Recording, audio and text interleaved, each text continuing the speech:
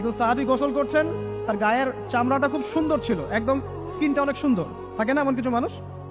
আচ্ছা, এখন আরেকজন সাহাবী এই গোসল দেখছেন দূর থেকে, দেখে বলছেন যে কি চমৎকার তার শরীরের রংটা, যেন কুমারী নারীর মতো, অনেকটা এমন একটা কথা তিনি বলেছিলেন। সাথে সাথে এই সাহাবী অজ্ঞান হয়ে পড়ে গেছে। কোন সাহাবী? যিনি গোসল করছিলেন। এখন এটার আপনি কোনো ব্যাখ্যা দিতে পারবেন না তো, এখানে কোনো সায়েন্স দিয়ে বা মেডিকেল সায়েন্স দিয়ে আপনি কোনো ব্যাখ্যা করতে পারবেন না। একটা ব্যাখ্যা দিতে পারেন, কিন্তু কেন সেটা হলো সেটা আপনি আনসার খুঁজে পাবেন না।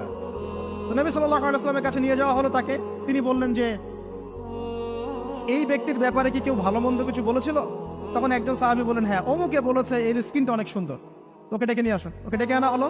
ডেকে আনার পর নবীজি তাকে অনেক শাসালেন, তোমরা তোমাদের ভাইদেরকে কি মেরে ফেলতে চাও? কারণ এই সাহাবী তো অবাক, আমি আবার কখন মারতে চাইলাম ইয়া রাসূলুল্লাহ? আমি তো মারতে চাই নাই, আমি তো খালি বলেছি যে তার গায়ের রংটা